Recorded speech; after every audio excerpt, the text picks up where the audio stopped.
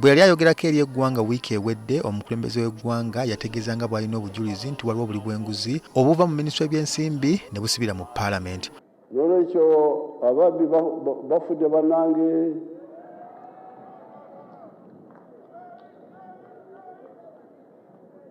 I have been hearing that from Ministry of Finance they arrange with the accounting officers of ministries to come to Parliament, working with some people there to provide certain funds, provided you take a share.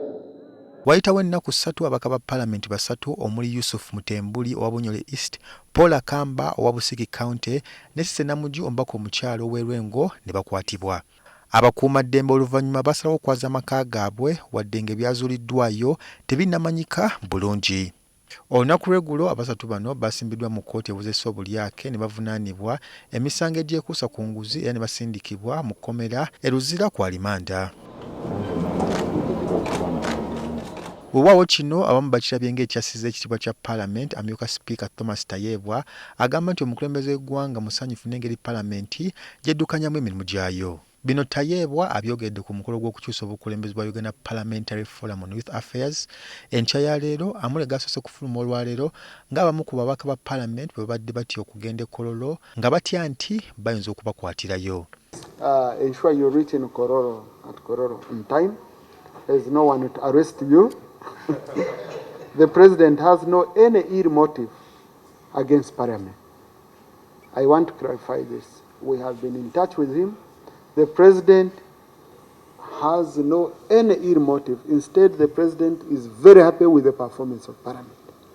But there have been very many rumors circulating, and he told us it is from the previous parliaments.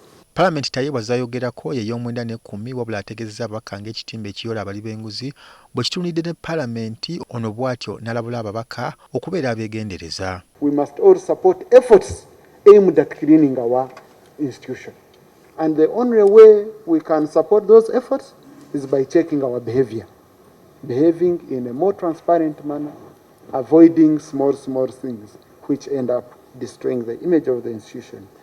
Tayebwa era ategeeza nga bwe bali awamu n'ababaka bakwatiddwa okutuusa nga kkooti eriko byesazeewo. We always stand by our colleagues, but standing by our colleagues doesn't mean they shouldn't be held accountable.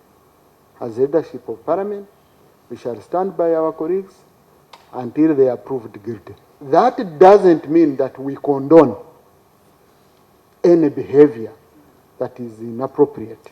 So we are working very, very closely with the President, and we hope that we can continue cleaning up. This is only that the message that has been put out looks like as if Parliament is rotten, Parliament is finished. Everyone, most of you are hiding your heads in the sand. Please come out and speak out for the good things you are doing for this country.